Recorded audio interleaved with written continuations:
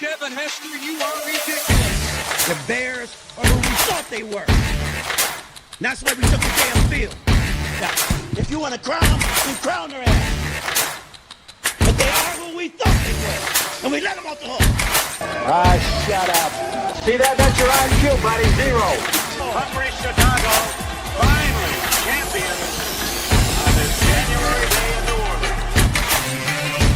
This is the Barely Qualified Podcast with your hosts, Nick Labris, Jason Maxwell, and Drew Bailey. Hey there, Bears fans. Welcome back to Barely Qualified, Season 2, Episode 5. I am Drew Bailey, and with me, as always, is Jason Maxwell and Nick Labris, live on YouTube, and hitting you guys on your favorite podcast places Friday morning, joining you after a thrilling Barely Qualified Guillotine League live draft. We're back tonight to talk all things Bears going into the Monday Night Football matchup against Minnesota, give you some inside information on some betting angles and some fantasy angles. But before we get started, gentlemen, I just want to say it was an absolute blast yesterday on the live draft for the Guillotine League. I know it was nice to get a little bit of interaction with some of the leagues and some of the listeners that were out there. So I think you can see more of that coming your way in the future. Just to shoot it around the horn really quick, Nick, how you feeling after that draft last night? Feeling okay. I definitely feel like I have reasonable starting players at all my starting positions, which is good. My running back I'm relying heavily on Travion Henderson, who's not even the starter in New England, but I think he'll probably get some good touches. And then also Tootin in Jacksonville is one of my flexes as of right now. I'm kind of on the fence between him and Scatabo right now. But overall, I'm very excited. I actually, one of the guys in the league, Adam, he's a friend of mine for a long time, and he also works with me. So I saw him in the office today, and we were talking about it and how cool it was. So I'm excited. I want to see how this goes. I want to see who gets the chop week 1 and who we can all pick up. Yeah, it would definitely be an interesting sort of mix up in this free agency waiver wire fab $1,000 to spend. Jay, how you feeling? I don't know how to feel, honestly, with the 18 teams of it all. It still wrapped my brain aggressively. So, I have Javonte Williams in the starting lineup today. So I have a good feeling I might not get eliminated. We'll see. But I think it's just survive week 1 and God, try not to be the first one out of here. So we'll see. Yeah. It's a good segue, Jay, because we want to get into the reason why we're here, talk a little Bears football and talk football in general. And we've got football on the television right now with the Eagles-Cowboys game kicking off. Love to see points, love to see overs. We'll get into those sections later. But let's get into the real reason why we're all here and talk a little bit of Bears football. Really quickly first, though, I'm going to tell you that Barely Qualified is brought to you by a new, exciting, and local churro shop, Lola's Handcrafted Churros in downtown Lisle, Jay's hometown. That place is off the hook. Might sound crazy, but hands down, those are the best churros around and possibly even the best dessert you're going to have. Offer up handcrafted churros, obviously, but not the kind you're used to at the regular ball game or a state fair. These are some things coming out piping hot, and it doesn't stop there. Lola's pairs these bad boys with ice cream sundaes. We're talking s'mores churro sundaes, matcha fruity pebbles, Nutella, and strawberry. The list goes on and on. Get a sundae, get a dozen, just stop in for one. Whatever you do, you're going to love it. They have coffee, horchata, freshly made churros, ice cream, and as a wise man once said, Jason's father, what more could you want? Check them out at Lola, that is Lola, churros.com. Follow them on Insta and TikTok at Lola's Handcrafted Churros and let us know how you like it. So, boys, Nick, get us started because we're ready to kick off this season. I got so excited for football kickoff and hearing the national anthem, seeing men on knees, crying, all of that. So let's talk a little Bears football here. Yeah, we've done it, guys. We're through the preseason. We are on the brink of NFL. Like we're watching NFL football right now. We're on the brink of the Bears season. So I think, let's dive into it. And before we do that though, let's forget all the negativity, right? Because it's a fresh start. You never know what's going to happen. So let's be optimistic for Bears season. Remember last year when we were being positive for like 2 weeks and it kind of worked a little bit, but then it was just bad again. Yeah. So we're going to try that again. Yeah. Hook in the positivity for as long as we can, right? Yeah. So Bears play opening game of the season, Monday Night Football, which we love to see primetime Bears. Monday Night Football, hosting the Vikings. Bears are plus 1.5, so Vikings are favorites on the road to start the season. 43.5 is the over-under. I guess before we dive into like the actual matchups, I know I said this already, but I'm so excited for Bears football. Like that's like, I cannot believe we're here. So this week, the big matchup that I think we want to talk about though, is the Bears offense versus the Vikings defense. The Bears offense is a work in progress. I think we all acknowledge that. The Vikings defense is pretty good. It's like they're a pretty good unit. So in regards to the offense, this week we had some news. Braxton Jones was named the Bears starting left tackle. So something we all I think we talked about it a few weeks ago, that was probably the route we were going to go. We weren't going to see Ozzie Trapillo right off the bat. So seeing Braxton Jones in there makes sense. And then the defensive line that he's going to be going against is something that I actually did a little bit of digging into because I didn't really know a lot about the Vikings defensive line. I dove into the Vikings defensive line. They have a couple new guys, and so their big players are their outside linebackers, right? They're Will and their Sam linebackers. Jonathan Greenard, I don't know how to say his name, and Andrew Van Ginkel. Those are like the two big pass rush guys they have, who both had, I think, 12 sacks last year. I will say that Andrew Van Ginkel actually didn't have a season in double-digit sacks until last season. He was around 6 sacks a year, maybe 6 or less every year with Miami prior to last year. So I don't know if Andrew Van Ginkel is necessarily a guy you have to like lose sleep over at night, but he's definitely someone that can do it because he had 11.5 sacks last year. And then you have your Jonathan Greenard, who he's in his second year with Minnesota, played 4 with Houston. He is registered back double-digit sacks in 2 straight seasons. Or I'm sorry, in 2023 and the last 2 seasons, one with Houston, one with Minnesota. That's who's likely going to be going against Braxton Jones. So I guess I'll kick it around the horn to you guys. This defensive line, are you guys nervous about Braxton Jones going up against this defensive line? I'll be honest, this defensive line doesn't really give me a ton of fear. Like they're good, but they're not like an elite unit. So Jay, what are you thinking about this matchup?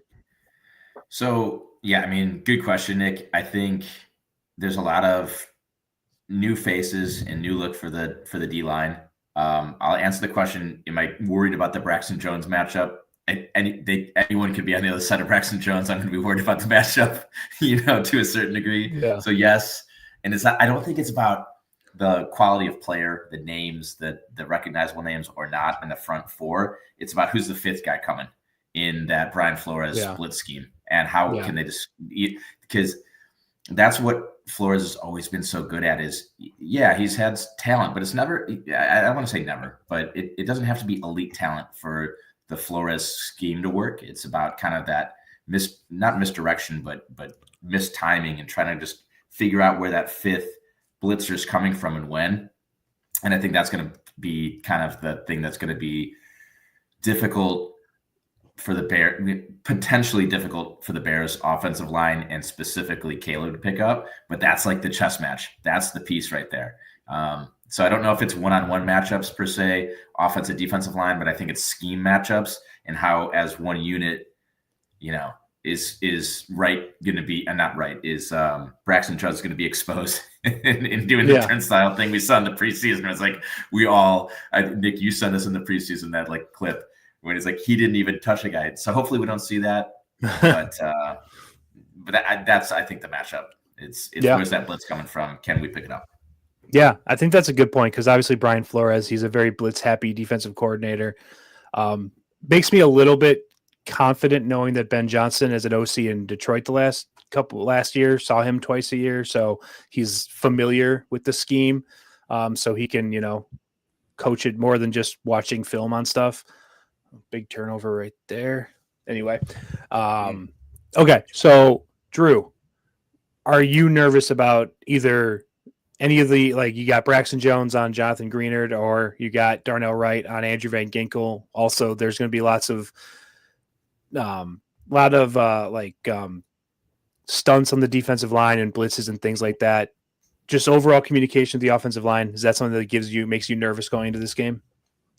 Always. Yeah. Offensive line, the first year of a new core of guys is going to make me very nervous. Mm-hmm. It's also nerve-wracking to see that this is the first run of a Ben Johnson offense is going to go through a pretty veteran secondary as well. I don't think a single rookie, only one second year guy in Minnesota right now in their secondary. And yes, we're going to have a lot of moving parts on the offense and try to get them shifted off, but it's gonna need to be Caleb getting the ball out of his hands. Otherwise, you can see a lot of coverage sacks happening because we did see in the preseason, Caleb was getting time and sometimes too much time, as Ben Johnson alluded to, that 5 seconds seems like enough time to get rid of the ball. So the offensive line, the whole just offensive matchup and line and secondary versus wide receivers is scary to me right now. I do want to see a lot of motion. I do want to see a lot of moving parts to get the ball out of Caleb's hands quickly. And there's other concerning parts to our offense that I know you're going to touch on soon enough. But yeah, very concerned about the offensive line. We always have been and should rightfully be. Yeah, I mean, I think the biggest problem with the offensive line is not necessarily just like Jay said, like the man on man, like blocking. I think that's probably, an NFL offensive lineman can block a guy, hold their own. I think the problem that we saw with Braxton Jones in the preseason and have continued to see with him, throughout his career is that he, I don't want to say confused, but it seems as if he can, a stunt or something like that can really throw off his assignment and he could just let a free rusher in. So that's not what you want to see. But on top of that too, sorry, Jay, I was just going to say, it seems like your good tackles understand what your quarterback's going to do, just from a standpoint of scrambling or moving the pocket or anything like that. Braxton Jones seems like he is just completely aloof to the concept that a quarterback can move his way or move out towards him. So it's just like, okay, swing and miss. All right, I'm not gonna block anymore. Or I blocked for 2 seconds. I don't need to protect my side anymore. That's scary. Yeah. I do want to say really quick, Braxton Jones is getting the brunt of this right now. I don't want to go on the rabbit hole of Braxton Jones is the new Nate Davis or anything like that, who is another last year's offensive lineman who we just piled on continually. Braxton Jones is leaps and bounds better than Nate Davis was. The fact that we don't have to worry about, honestly, I look at the fact that we're talking about Braxton Jones as being the weak link is definitely it's a huge upgrade. That's such a positive thing because Braxton Jones, like I've said before, was probably our second most consistent offensive lineman last season, right? So the fact that we're here worrying about his play versus okay, well, we need Braxton Jones to shore up between him and Nate Davis is night and day difference. So that's turning a weakness into a strength is always a good thing, and taking one of your better players, making him now one of your like worst players, not because he regressed a lot, but just because everybody around him got better. That's a good thing. So I think that the Bears offensive line, while there are obviously concerns, especially going against the Brian Flores defense, I think that you got to feel somewhat confident, at least more so than last year. Oh boy. Weather delay. I just looked on my screen and I saw Doppler radar. That's not what you want to see during a football game. Nope. Anyway, so yeah, offensive line, sure, there's concerns, and I'm sure it won't be perfect or even pretty at times, but I do think that I think I can reasonably say going into this game that I'm not expecting the worst like I was last season. Last season, I was like, this offensive line is going to be a door, and they're just going to let people in all day, and I don't think that's going to be the case this year. And so. Oh, go ahead, Jay. I was going to say, at least for last year, the weakness was just straight up the middle. And it was like, okay, hey, I'm a defensive tackle. Oh, you're out of the way. Caleb, you have literally 0 seconds. At least there can be, if the weakness is going to be on, off the tackle, at least it can buy a half a second more for Caleb to get out of the pocket and scramble away. So but Nick, you said that so perfectly. And I hadn't thought about that before, but for Braxton Jones to be the one under the microscope as the issue, huge. I mean, that puts it in perspective quite nicely. So thank you for that. I needed that because I've been so hard and so negative. But that's a nice little actual realistically optimistic statement. Also, another thing to point out is that Braxton Jones, as your left tackle, if he does get beat off the ball, Caleb can escape to his throwing hand side. Right. So he's running on his right where he can throw the ball more naturally if needed. So it's a lot more like an easier escape. He'll be more comfortable doing so. If he sees it. Right. Well. Yield blindside. Yeah. But he'll see it. He'll feel it. He'll feel it. That's right. I'm one with the force. All right. So Drew kind of alluded to this a few minutes ago. I'm going to touch on it now because it's got to come up. This is, you can say Braxton Jones is the biggest question mark going into this season on offense. I think the biggest question mark going into this season for this offense, is the running back room. We talked pretty at length about this last week. Bears are still going into the season, into the game this week, dressing three running backs, assuming Roschon Johnson can play. We got DeAndre Swift, who was a full participant in today's practice. No injury concerns there. Roschon Johnson did not participate with a foot, and Kyle Monangai was a limited participant with a hamstring. So at least he was out there a little bit today. So we talked last week about how this running back room is something they need to upgrade somewhere, and they need to bring somebody in. I did notice that I checked the Bears practice squad today, and I noticed that Ian Wheeler actually was not on there, but what's his face? God, I had his name a second ago. Britton Brown. Britton Brown is on the practice squad. So he looked pretty good in the preseason, I guess. But anyway, so, I mean, this running back position is going to be a problem for the Bears. Ben Johnson, last year he had, Sonic and Knuckles, right? David Montgomery and Jahmyr Gibbs really opened up the pass game for the Lions.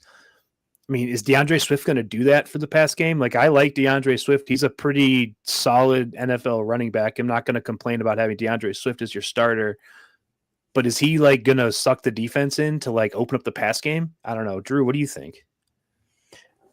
I don't know if I've ever seen DeAndre, even when he was in Detroit, as a 3-down back. And that's essentially, with the health of this room and what you've brought in and how many guys you auditioned, that's essentially what you're making him. It's just, it scares me. I know I'm being pessimistic towards everything Bears just because it's right before the first game, but it's the most physical offensive position other than quarterback. I mean, even quarterbacks don't get hit every time they get the ball. Yeah. Running backs do. They're going to. And when you have a depth chart right now that has 3 Qs and an O, you're very much worried who the next man up. And I know we've talked a lot about maybe not talked a lot about it, but it's been mentioned a lot that DJ Moore has been lining up as a running back in some sets in some ways. I'm not thrilled about that being the case, because I don't think that's where he will excel. So majorly concerned that you have a couple of injuries down and you're looking at DJ Moore as running back 1 for this team. And then you're having to go to free agency or the waiver wire to pick up different guys, and they have limited time to get exposure on this team. So major thing to look at and keep an eye on throughout the season, because it's a facet of the offense. Yeah. Jay, how nervous are you about the running back situation? Probably less than you guys. And here's why. I don't look at Roschon Johnson and say, hey, there's a dependable guy. He's gonna lace him up on Sunday and get in touch. How could you? How could you? Right? No, I think that Poles specifically likes the idea of Roschon. And I specifically love the idea of Roschon. Like, this guy's a physical back. He can do it all. He can catch the ball. He can block with the best of them. He can run, but he can't if he's not available, right? And the best ability is availability. And this guy's not available ever. So, like, I don't even consider him a back, and I hope I'm wrong. That is a dark horse for a guy that I'm rooting for the hardest on this roster, because, like, again, the idea of Roschon being fully healthy is like, this guy could be an absolute dynamic back, and he might not fill up the stat sheet on the fantasy ledger, but he can help you win football games. Awesome. Fucking grinder. 100%. Let's go. Like a guy Gruden would be like, this guy can really pick up the blitz, and like get really fucking stoked about it. Like, but see it. We got to see it. So for him, until proven otherwise, he's kind of out. Manangai, love it. I love Manangai. I love the prospect of Manangai. And I also I'm kind of sold on DeAndre. He looked spry. I think he's lost probably a quarter step. When he came out of college, man, he was fast as hell. Yeah. But also remember, and this is the weird thing about Swift that I wanted to bring up, like, Swift got sent out of town from Detroit under Ben Johnson, right? Yeah. And that's a little weird, because now they're back. It's like, hey, what's up, man? Hope we're good. Right? And then not only did they get him out, they drafted this rookie like way higher than anyone was expecting in Jahmyr Gibbs, and he's like the guy. So, do I think that Ben Johnson loves Swift? Probably not, because he was, instrumental in getting Swift off of the Lions originally. But I like Swift, and I think that he does have a shot of being, like, out of necessity, a 3-down back. But all that being said, Nick, like, running back's not the strength of this team, unless something blows us away with Manangai. That being said, too, like, if DJ Moore's our running back 1, like, what the fuck? Like, just get someone off the street or the practice squad. Britton Brown looked like he could run hard. So, I don't know. I'm not as worried about it, but that's just because I devalue the position so aggressively in the NFL. I think it's so replaceable. Yeah, so I'm not terribly worried about it. Jay, it's a facet of the offense, man. If you can't run the ball, or you can't start, first down, first quarter, first drives, and you can't move the ball on the ground, and they know you're just going to pass, and you don't have established passing, like, how are you going to have a full game script or game plan against, like, you can game plan very easily against that as a defense to say, guess what? We shut them down 2 times or 3 times. They're going to be passing all day. I agree. But I think that establishing a run game in the NFL is 80% scheme and offensive line and blocking scheme and 20% actual player carrying the football. I think the replaceability and kind of that level, like, you got Saquon, you got CMC, you got some of the guys, King Henry, that are true game changers.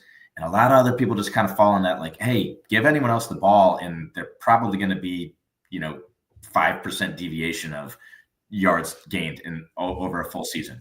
And that's the way I look at it. And that's why I guess I'm not as concerned about this running back room, because I don't think that we have an electric playmaker. And if you don't, then everyone's kind of the same, in a certain degree. Yeah, I think when it comes to running backs though, like you got to look at outside the running game, because when I'm talking about my concerns for the running back room, it's not necessarily like I don't think Kyle Monungai can get 4 yards up the middle. Like I'm sure he probably could. That's not a problem. The problem is, does he know his blocking assignments? Yeah. Does he know the route trees? Does he know all that stuff? Like that's the stuff that I'm worried about when you have a rookie coming in, a 7th round pick. So that's kind of the stuff. And I mean, DeAndre Swift, Jay, like I kind of agree with you. Like I like DeAndre Swift. I think he's going to be a solid player for the Bears this year. I think he's a viable fantasy option. If you're a guy with DeAndre Swift on your roster, I think you're plugging him into that RB2 spot all year. And I think you're happy with that. Like I do have him on my team, but that's not why I'm saying that. He's my RB1, by the way, because my team's bad. But no, I don't think DeAndre Swift is necessarily like the best pass blocker of the running backs in the NFL. You know, I mean, so Roshan did serve a purpose. Like Jay said, he's a good blocker.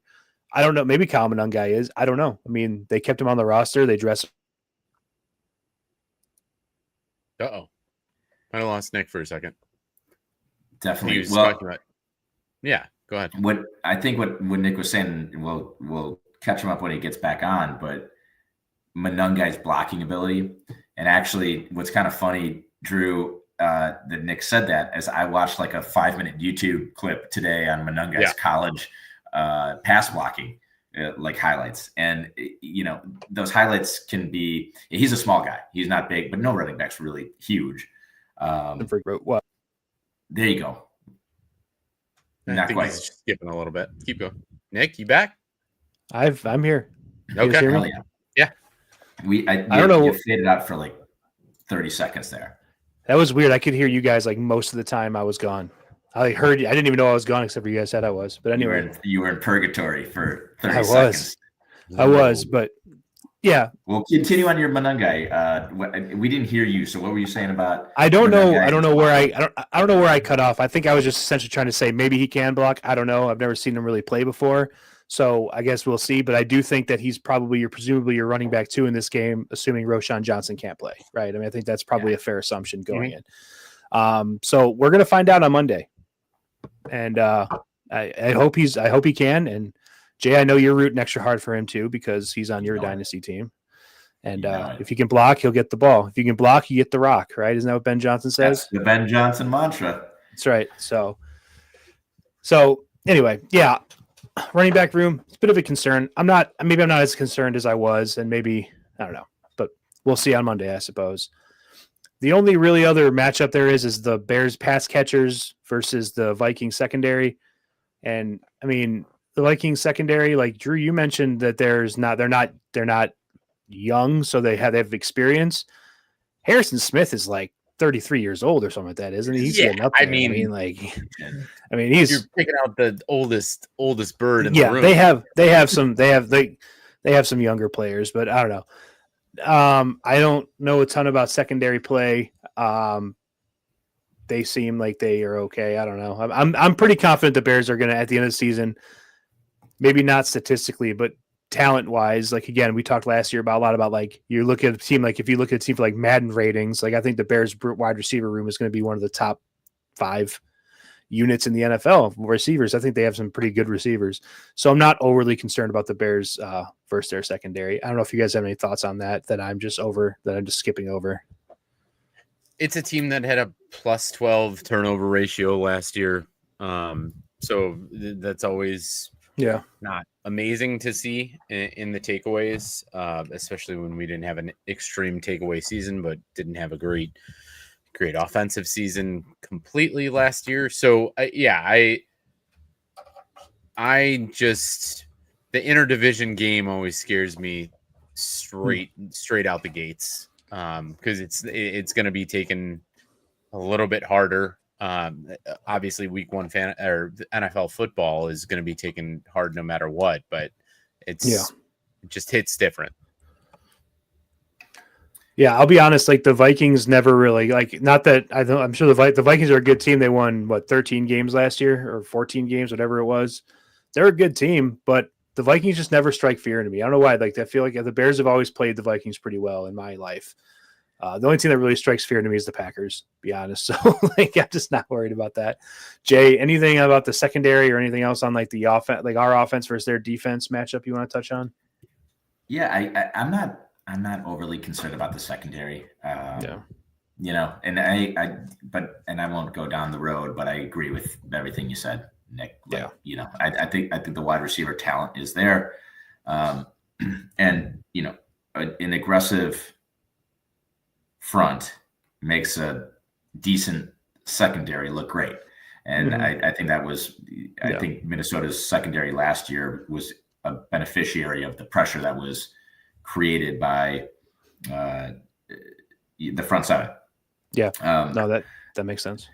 There's one thing that I was thinking about saying yesterday when we were doing the draft, but I was listening to Jeff Joniak on Waddle and Sylvie a few days ago, and he was just getting amped, you know, how Jeff Joniak speaks, and he is the most passionate Bears fan there is. And what he was saying is, you know, they asked him, hey, what are you excited about in the Ben Johnson versus Brian Flores matchup, you know? And what he said, what Joniak said was, listen, this is an obscure statistic, but no one in the league over the last 3 years or 2 years has blitzed more on second and short than Brian Flores. Right? He's like blitzing like 75% of the time on second and short, because the way Joniak was breaking it down was it's because second down's become a passing down. So you blitz and you try to catch the defense off guard because you have a safety, a layup. You got 2 shots to pound the rock and get a first down. But many teams blitz on that down. And he said the way that Ben Johnson's been kind of treating second down, that's where second and short and things like that nature, he can put a lot of trick plays in there. And he's like, I'm interested to see that matchup. And I was like, wow, that's something that I'm going to look out for too. Is if the Bears get on second and short, are they blitzing? And what's Ben Johnson like? What's that cat and mouse game? This just feels like one of these 4-dimensional chess matchups. So I'm excited for it because I just feel like these guys in general can't like each other, because you got Brian Flores is heralded as like, he's the wizard on the defensive mind, and Ben Johnson's this offensive guru. So I'm excited to see that. I didn't answer one of your questions at all. No, that is. I just wanted to put that blurb in there. No, I feel like that's a cool chess match. I asked you, what about our offense versus their defense? Are you excited to see? Is there anything I missed? And I didn't even talk about the coordinator matchup. So yeah, that's perfect. They cross paths. They cross paths too. Yeah. That's a big thing, right? In Miami. Yeah, that's right. Drew, you have this on the sheet. But Brian Flores fired Ben Johnson in Miami. Yeah, it's crazy. Yeah, Jay, I love that. That's such a cool thing. And also, we need to get to second and short. I think would be the first thing to say to that. Let's get there. Let's get to second and short. One opportunity to man. Hopefully, we have many more. Hopefully. Yeah. All right. So let's talk about the Bears defense versus the Vikings offense. I think, honestly, going into before last week's game against the Chiefs, I think the defense was a unit I was pretty confident in. Not that they were going to be elite this season, but not that I'd have to be on edge when the defense is on the field. And then the Chiefs played them and they just torched them. So now I'm on edge constantly because the Chiefs don't have a Justin Jefferson running around for them at wide receiver. So I'm very nervous to see what's going to happen with him this week. So I'm going to start right there. Justin Jefferson and I guess Adam Thielen, probably the other starting receiver against the Bears secondary. I'm not really worried about Adam Thielen, but Justin Jefferson, that's terrifying. He makes some of the best corners in the league nervous. So you talk about the Bears secondary, it makes me very nervous. Jay, thoughts? Yeah, Jalen Johnson not in training camp, trying to get into shape. Justin Jefferson on the other side of the fence, we're banged up in the secondary. Even if we're fully healthy, it's JJ, right? Yeah.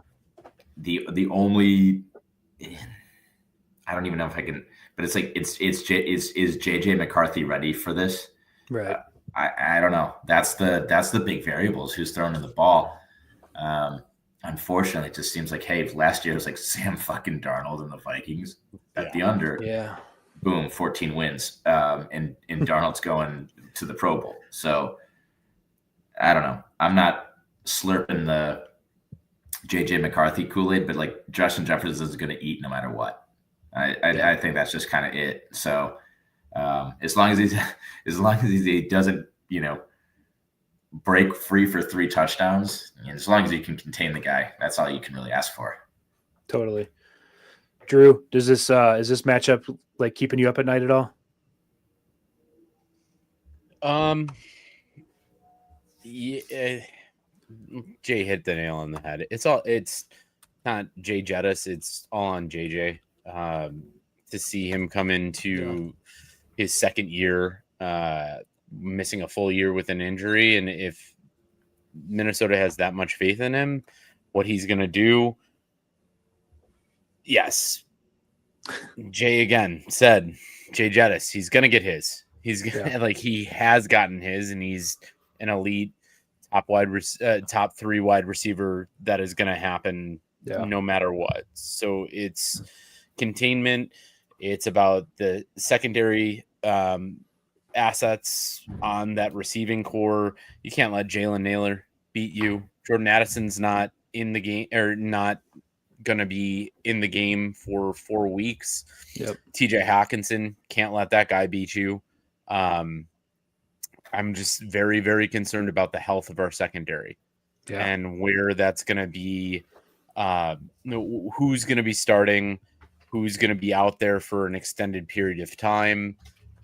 We know, obviously, that Jalen's going to be out, or not out. He will be out there, but how long is he going to be out there with his conditioning? I'm just concerned about what happened to his groin this offseason. Gotta know. Gotta know, man. But really, you know. Oh, we do know. Yeah, we have inside information. Nick will send it out on X this Monday night. Yeah, that's right.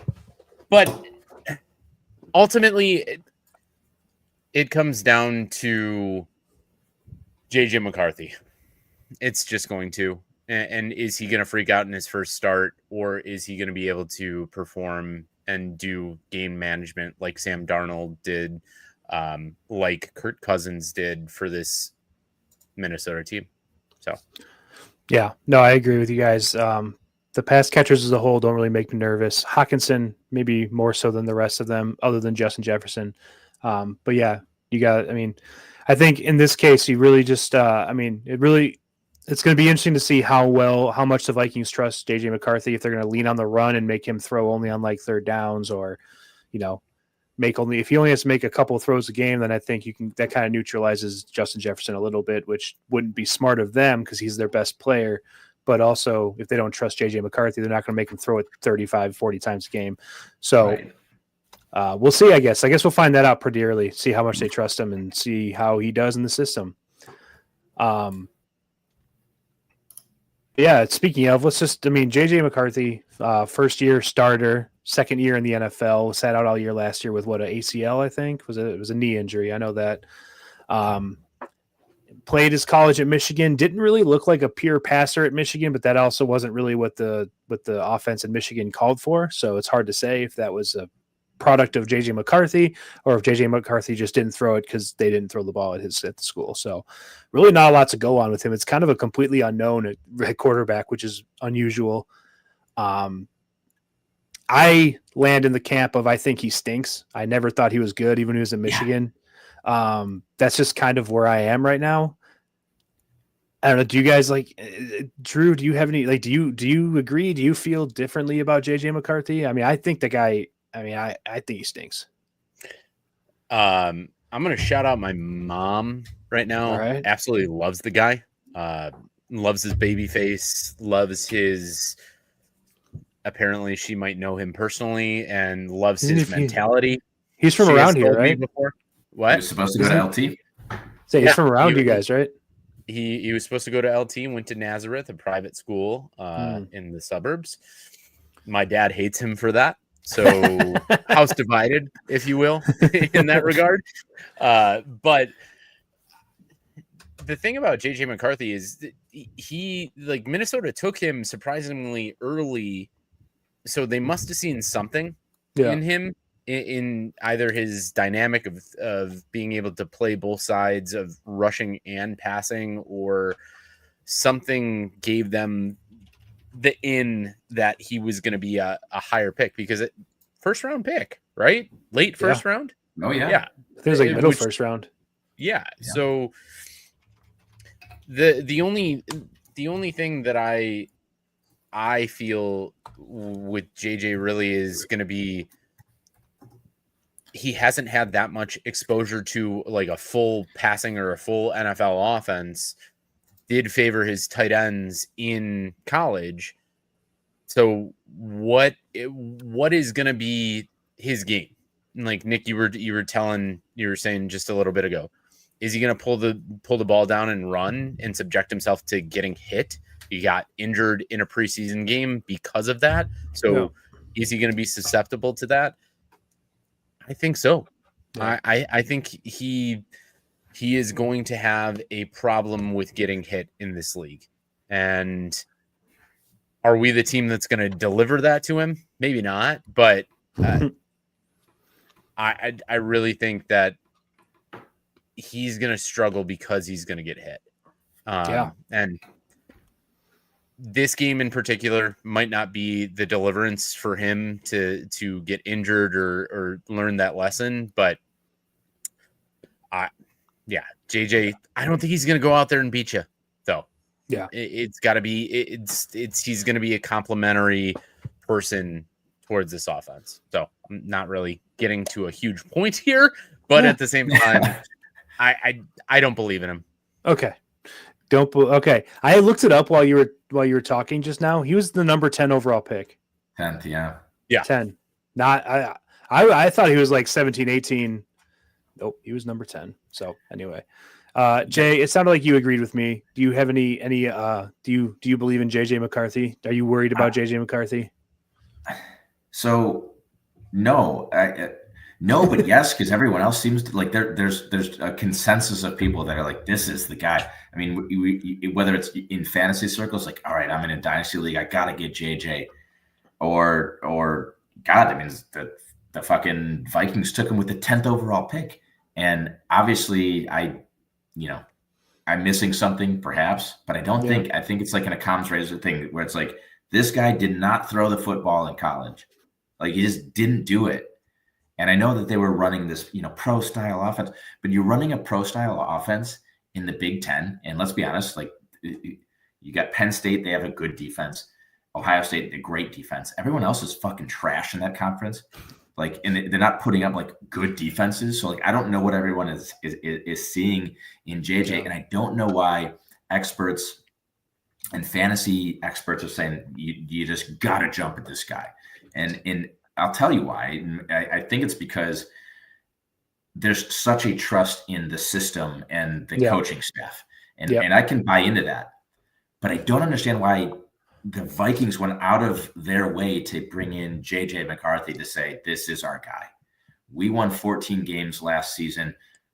Fuck it. Get the other guy who did well in the system out of there, and let's roll the dice because we're so confident. I know we've talked about that previously. Yeah. But I don't see what everyone else that is so high and so slurpy on JJ's jockstrap about, like, it's just not passing the eye test by any of the film that I've ever seen.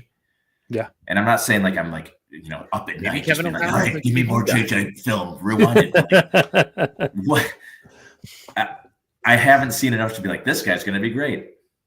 I've seen footage of Patrick Mahomes in college, and I've seen footage of Trevor Lawrence in college, and I've seen that kind of type of footage and be like, these guys look really good. Yeah. Yeah. And you watch JJ, it's like, okay, well, you can put my grandmother's coffee table in there and the Michigan offense would still run.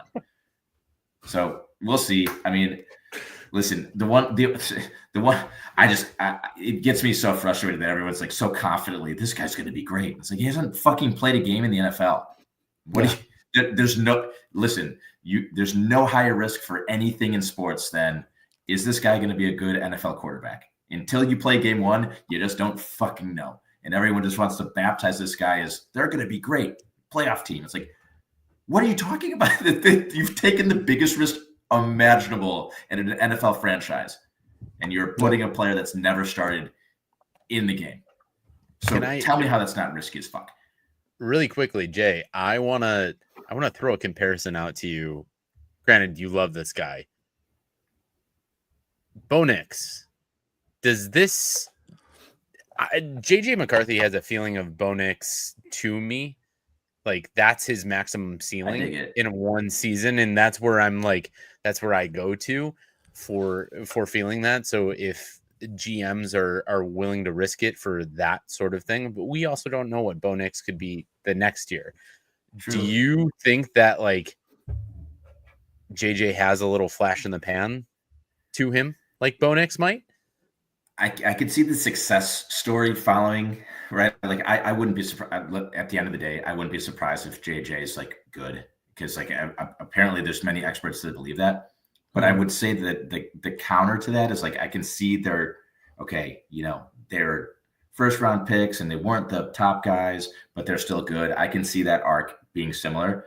But the way that they played college football, to me, like Bo Nix, like you could see like, okay, this guy might not have the best arm, but that fucker's a quarterback. Like he can do the things and whatnot. I just didn't see. I've never seen that from JJ. I've never seen, like, you can't go. Bo Nix has thrown 65 times in a game, in college. And I think JJ's literally thrown 3 times in a game in college. So, but I like the comp. I think that's cool, Drew. Like, yeah, the little, I don't know. I wish JJ decent luck, not good luck, but decent luck. I don't want anything bad to happen to the guy, but I just want him to be bad. Yeah, I think that's fair. And yeah, I mean, that's actually an interesting comparison, Drew, the Bo Nix, because I lost a lot of money betting on Bo Nix when he was at Auburn, before he went to Oregon. And at that point in my life, I wrote him off as an absolute garbage quarterback and refused to ever acknowledge that Bo Nix is any good. So when he went to Oregon and got invited to the Heisman ceremony and had a really good year, and when he got drafted by the Broncos, I was like, this guy's trash. He's not going to do anything. I laughed at the Broncos for drafting him. So kind of similar to what I'm doing about JJ McCarthy. So that hit a little too close to home for me. Didn't care for that. Sorry for that comp. No, all good. I think that's a good comp though, because even like Bo Nix threw a lot in college, but they were all like checkdowns and screens and dump offs and stuff like that, which is kind of what JJ McCarthy did. Except for just not nearly as the volume of it. So I don't know. We'll see. I'm not sold on JJ. I mean, I don't know how anybody can be sold on JJ McCarthy. He's never played a game, but I'm not a believer in JJ McCarthy, I should say. But anyway, that's enough JJ McCarthy talk. I don't know. Okay. So really quick, just touch on the Vikings running backs. Aaron Jones, we've seen him forever. He's fine. Like he's killed us with the Packers. I don't know. Jordan Mason, a lot of people are really big on Jordan Mason in fantasy this year. I don't really see it. Nothing really like, again, I keep saying like keeps me up at night, strikes fear in me. Like that stuff just doesn't happen to me with the Vikings running backs. I just don't like. People are really excited about Jordan Mason this year, and like he had like 3 good games for the 49ers once, and then everyone's like, "Oh, he's a great running back." It's like I don't really know what he's done to deserve all this. So I'm not a big believer in the Vikings running back room. But the one unit I really want to touch on, and we can go back to the Vikings running backs if you guys want in a minute, but I want to talk about the Vikings offensive line, because I was doing some research on them and realized that it's kind of similar to the Bears offensive line in that they have some homegrown guys, but they also have a couple new guys that are kind of rebuilding their offensive line. The interesting thing about the Vikings offensive line, 2 of their players missed half of the season last year, and 1 is a rookie, never played before, right? It's just like they have a very unique mix of players. Left tackle, Christian Darrisaw is coming off of a knee injury where he missed second half of the season. Will Freeze is their guard who they signed from the Colts. He missed the last 12 games of the season last year. I don't know. The offensive line, it seems similar to the Bears, maybe even a little bit behind the Bears, just because, like, had 2 of their guys are coming off injury. One's a rookie, and their center is a new acquisition as well. The only player that was here last year is their right tackle. That is similar to us. That's the only position that's kind of there. Christian Darrisaw was there last year too, but he was injured half the year. So offensive line, running back, they kind of go hand in hand. I think this is like, we all know the Bears pass rush is probably the weakest part of the defense, assuming that the secondary is somewhat healthy, right? Obviously the secondary is banged up. They're going to be the weakest part of the defense. But if the secondary is relatively healthy, the pass rush and maybe not necessarily the D-line, because I do like what Grady Jarrett and Gervin Dexter can do on the inside against the run, but the pass rush specifically is where the problem is right now. Is there anything like, are you guys like, do you guys think the Bears are going to be able to get after JJ McCarthy at all on Monday? Because this offensive line, like there's a lot of guys who are, like I said, coming off injuries or rookies. I think the Bear, like if there's an offensive line the Bears can go after, I think this might be one they can get after. And Drew, I'll start with you. Yeah, I just want to see. We haven't seen an effective pass rush in the last 2 seasons. Haven't seen the sack numbers that we want to see with after getting Montez. So I really, yeah, if there's a unit to get after, it is this one, and you have to game plan as Dennis Allen. You have to game plan to putting the pressure on JJ McCarthy. Yeah. I don't care if you get gashed by the run again, like you did at the full extent of last season, but it has to be number one, get after JJ McCarthy and put pressure on him. And I think it's a little bit easier towards this unit, as you were alluding to. So that's priority number one. As a defense from Dennis Allen's perspective, in my opinion. So yeah, I agree with you. Yeah. Jay? Nick, you brought up a great point that I didn't really realize until you said it, with the newness and the freshness and in the new look of that offensive line and potential holes. So with the Dennis Allen scheme, right? And the Dennis Allen scheme, which, just a quick side note, when I think Dennis Allen, I think of crazy blitz packages, right? I think about the Saints running around, just mauling people flying in from all over the place, just like a chaotic air fight, and bomber planes coming in here and there, and fighter planes coming in here and there. And so I Googled that. I was like, okay, what's Dennis Allen's blitz percentage over the last couple of years? And shockingly enough, he was top 5 in the league in blitz percentage from 2016 to 2019. And that's what I remember of Dennis Allen. The Saints defenses were so good then. And since then, he's been in the bottom 5 in the league on blitz percentage. Okay. Which I was like, I was a little shocked because his defenses are still good. Right. Yeah. And so I kind of went down some articles, some YouTube vids, and basically when you break down the Dennis Allen scheme, he's been relying a lot more heavily on stunts and just the front four with chaotic and confusing looks rather than sending a 5th guy or a 6th guy. But it's still been effective. So I'm very excited. So I'll answer the question, Nick. I do think that this is a great opportunity to come out. But is the skill there? Is the skill going to be able to meet the scheme?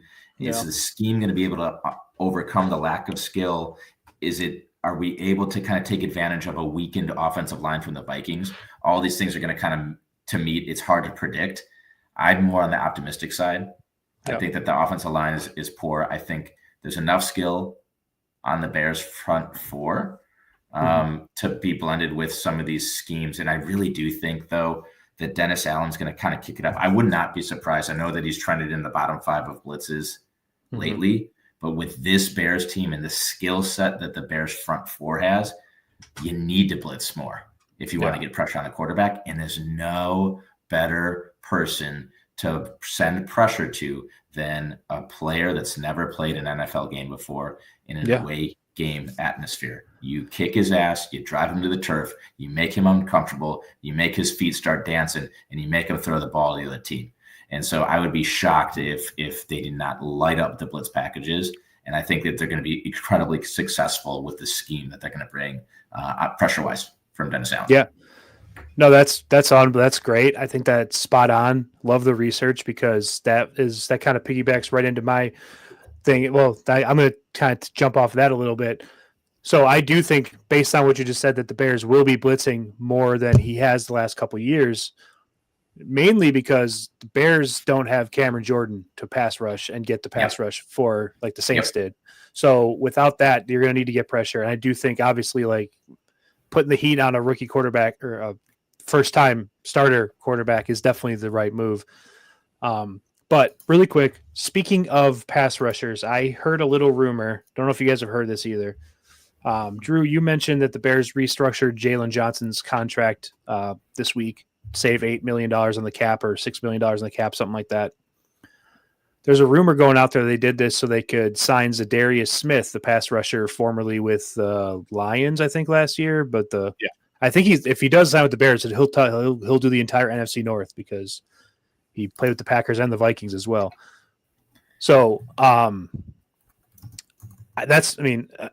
this is a rumor I heard or I saw on Twitter. Don't know how much validity it has to it. Probably none. But I don't know. I saw that. I thought it was very interesting because I would like a Zadarius Smith pass rusher because that dude could rush a passer, and I would love to see him on the Bears because the reports of Dayo Odeyingbo out of camp and out of the preseason where he does not show up on film ever and does not really do much. So just kind of there, just hanging around. Just kind of there, yeah. Wow. So if he could be love this guy. But anyway, so that's a fun thing I heard. Hopefully that happens. We'll see. I guess if it was going to happen, it probably would happen in the next couple of days. So I can't imagine it will at this point, but we'll see. All right. So we kind of went position by position through. Let's talk predictions now. Oh, wait, we're doing the around the league later. We'll save that for later. But no, we can talk it now. It's fine. All right, let's talk predictions now. Get your overs, that sort of thing. Yeah. Yeah. All right. Well, let's just talk predictions for the Bears game right now. Okay. Like I said, Bears are at home. Spread is Vikings -1.5. Over under is 43.5. Jay, who you got in the Bears game this week? I got the Bears, guys. Yeah. I got the Bears. Yeah, plus 1.5 at home. You know, JJ McCarthy's first NFL game. The atmosphere is going to be insane. There's an opportunity to rip it and take one. I can see it being a sloppy game, but fuck it. Let's be sloppy. Let's get a win. Yeah. I got the Bears. It'll be a sloppy game. It's at Soldier Field, which is just the sloppiest place on earth to play a football game. So the sloppiness will be for sure. Drew, who you got winning this game? Yeah, Jay said it well. It's a sloppy jalopy game. You know, a lot of punts to see Jay's favorite player on the Bears out there. Favorite pick in the 4th round, Corey Taylor, giving us positional advantages. Yeah.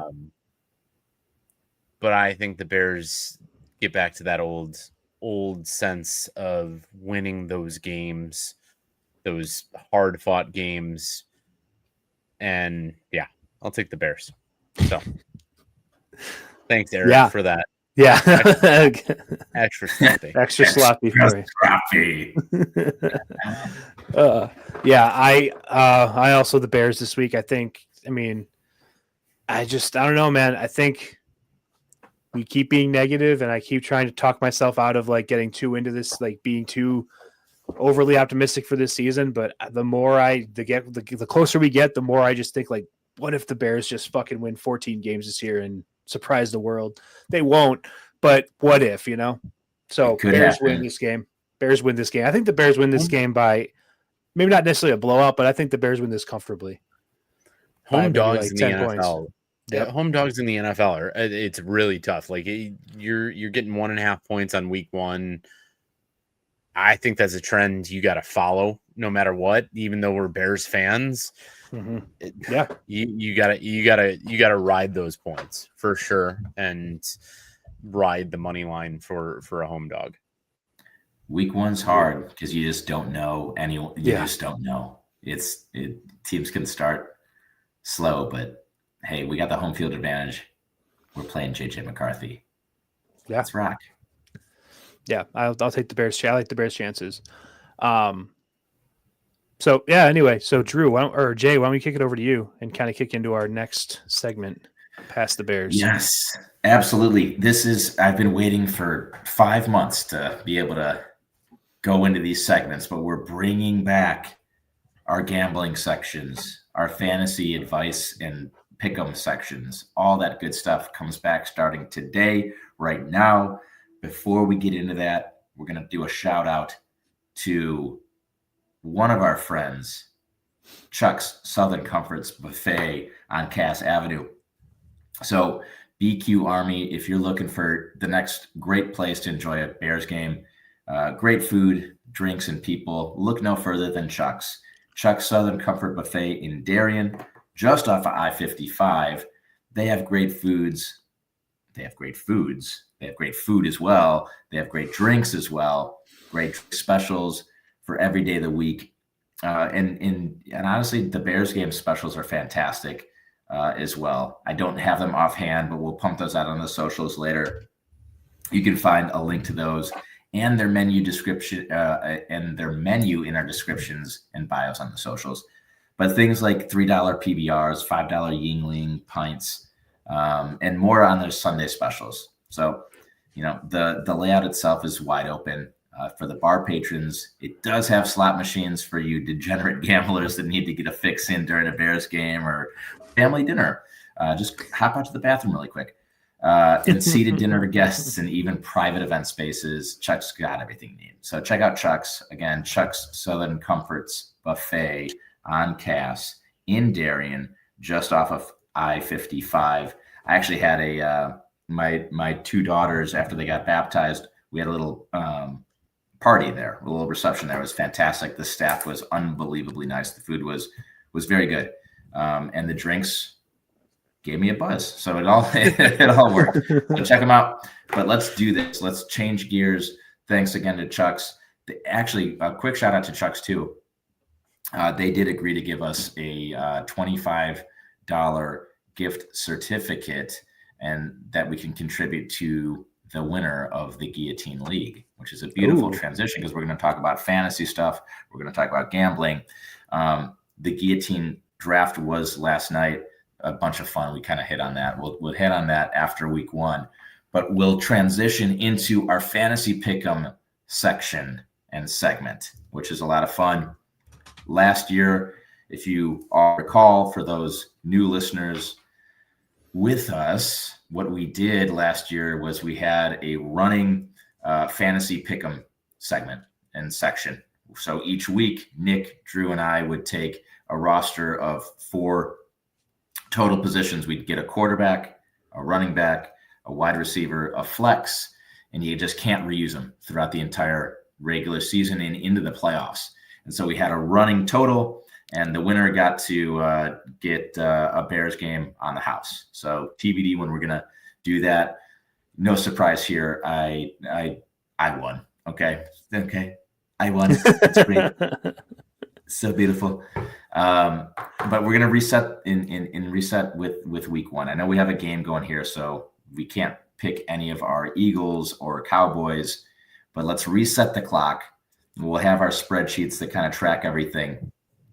And we're just going to start the snake draft. So we're going to go, Nick's going to start it. Drew, you're next.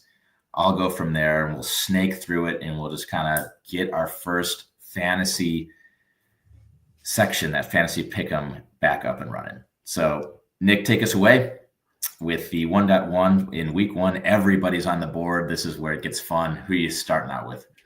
Oh boy.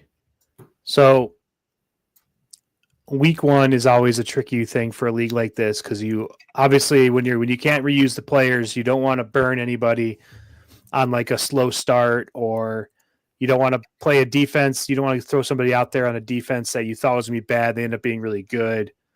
It's a tricky, like week one in a league like this is very difficult. You don't want to waste anybody. So I'm saying all that to tell you that that's why I am not going to take any marquee names here on this first pick, because that's just a strategy that I've never successfully done, but it's something that I do.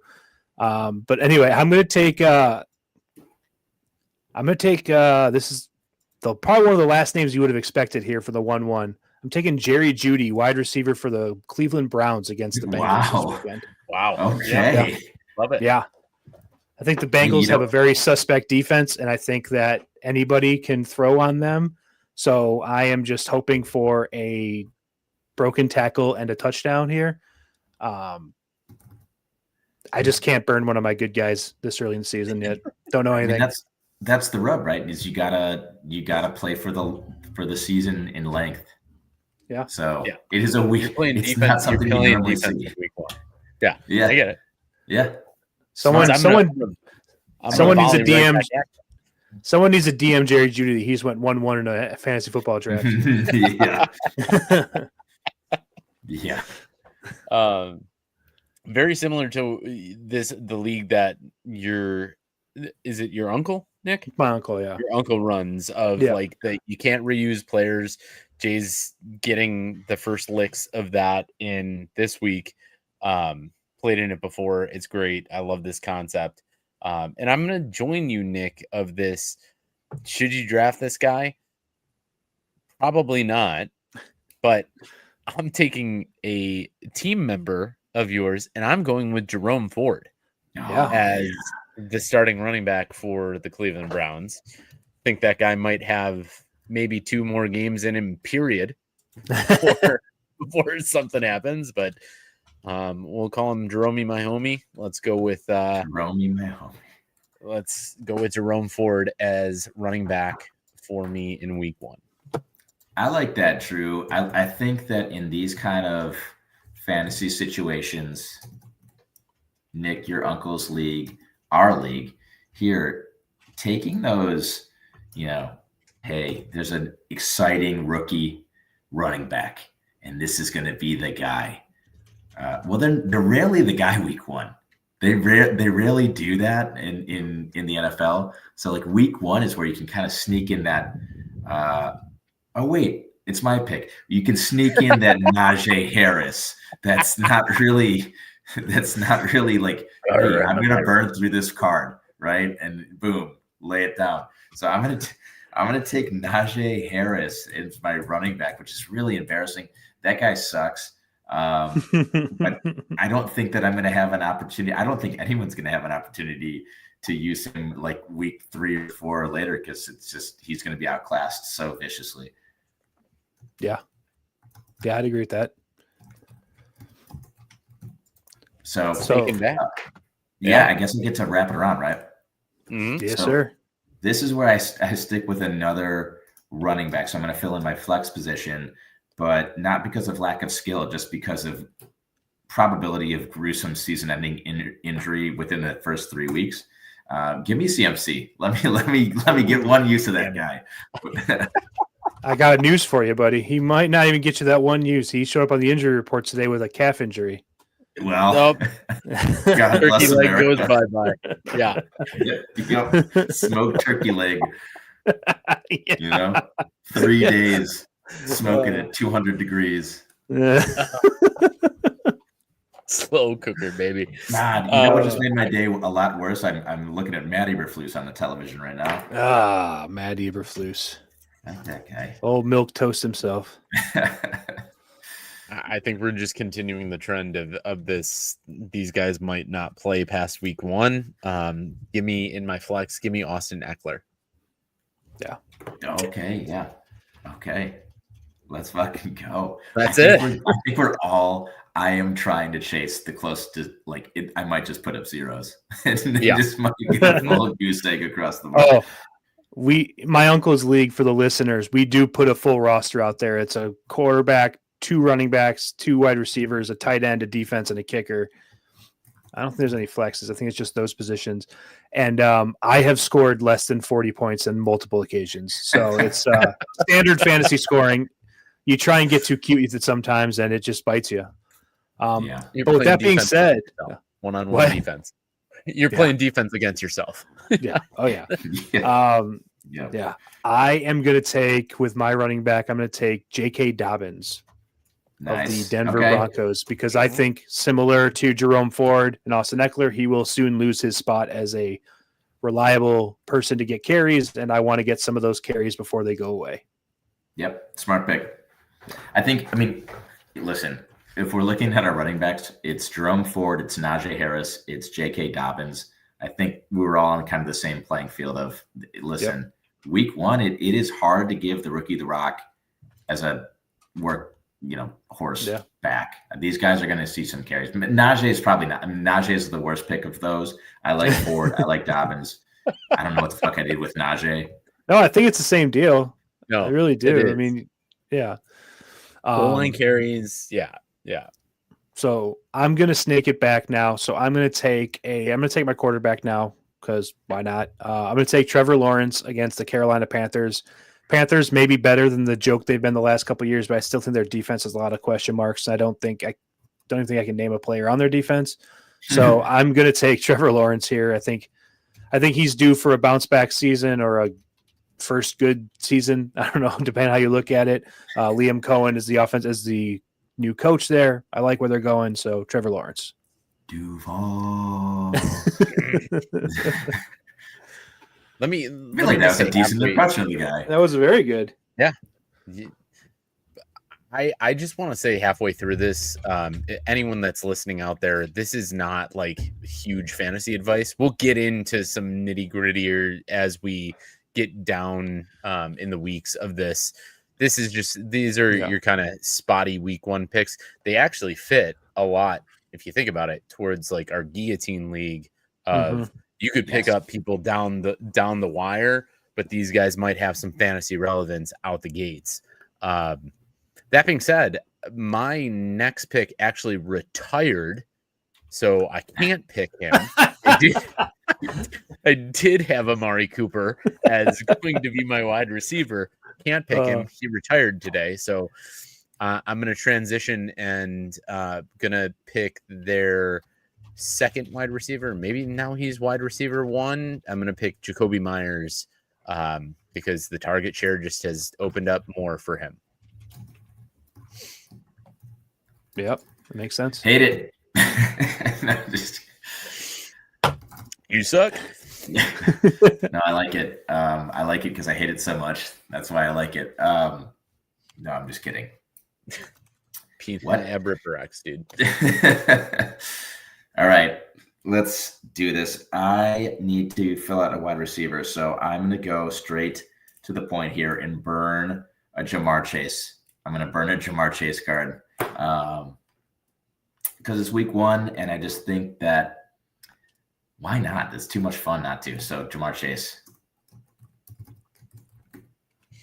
And I'm also going to come back fighting over here with a quarterback to round my picks up, and I'm going to do a Bo Nix sighting. You love your Bo Nix. I do. Bo knows. Bo knows. Bo no. Bo no. Drew. Yeah. Promised land. Gonna round it out with just pair up that wide receiver with the quarterback because I don't think I have any other fantasy relevance use for him. God, why did I just forget his name? He was just in Seattle, got traded to Las Vegas. Geno Smith, quarterback. Yeah, sorry. Tyler Lockett is in some place that I just recognized the other day. He's in Tennessee. Yeah. Isn't he? Yeah. I didn't realize he was still in the NFL. I saw him at the end of our guillotine league draft last night. Not drafted, so I'm like, oh, there he is. Yeah. Anyway, so dude, Prime Lockett had some of the cleanest get offs of the line of scrimmage you've ever seen. Yeah. That was a weird. I went down a little football YouTube rabbit hole. Definitely not when I was working. Like not on the clock working. Did not do it then.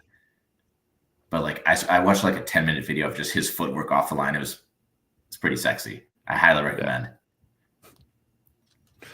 I'm going to check that out. I think I'm finishing us up right now, and I'm going to take another similar to what I've been doing. I'm going to take Nick Chubb. I think he is. I mean, again, I love Nick Chubb. He was awesome when he was on the Browns. I mean, his knee is being held together with like I don't even like rubber bands, and rubber bands, bungee cords, all that stuff. So, God bless you, Nick Chubb. But yeah, Nick Chubb, week one.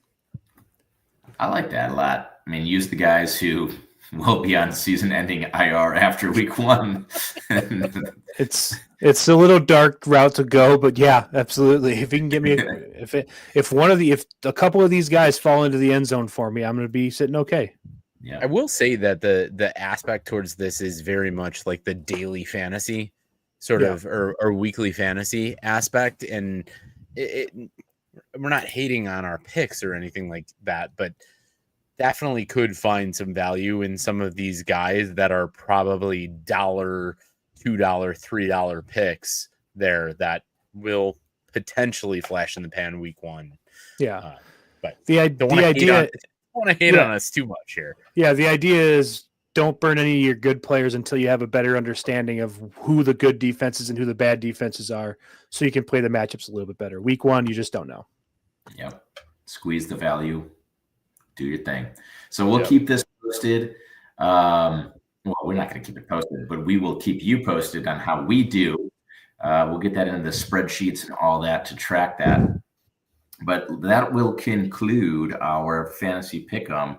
Love that piece. We'll tabulate the scores after the week, but we're going to move on to one of my favorite sections. My dogs are hungry. Oh, God, making myself laugh. What a fool. But, my dogs are hungry. For those, who remember, who don't remember, this is where we're just finding the dogs of the week. Who's, being given points in the spreads. Pick them, go up, see how we do. We collectively finished 500 on the season. Go figure. Last year, 8-7, 8-8, 8-9, which is kind of fun. But we made a comeback in that one. That was not our most popular, for successful section. And then we made a late season comeback. But anyway, who cares, right? Let's get to the picks. So the way we're going to do this again, Nick, Drew, then me will pick just a very simple who's getting points and who you taking and why. Nick, you want to kick us off? Yeah, I saw one that I loved. I'm sure. I don't know if you guys have this one written down as well. I assume you do. I love this. I know the Packers recently got Micah Parsons, but Lions +2 in week 1 against the Packers. I'm taking the Lions in that game. I know it's in Green Bay, but I love the Lions and that. I mean, I'm probably take the Lions money line, but I do love to give me the points. I'll take them. Give me Lions +2. Hell yeah, had that one circled. Definitely did. Yeah. I think the road matchup's interesting. I don't even know do we know if Mike is even playing?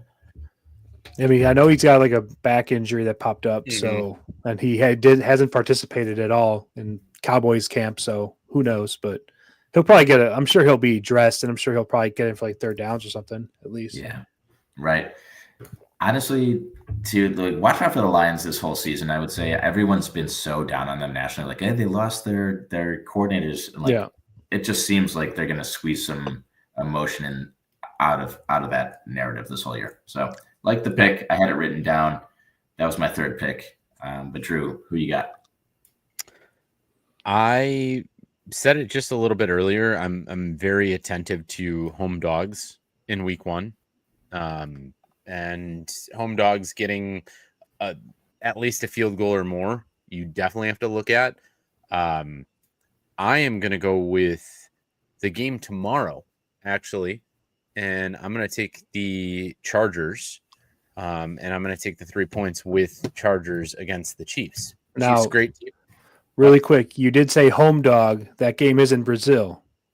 It is. Yeah, I just want to make sure that doesn't affect your pick. I understand. Okay, that. Perfect. It's a home-ish game. Yeah, no, I just wanted to make sure that didn't affect your pick. That's all. No, that makes sense. No, thank you.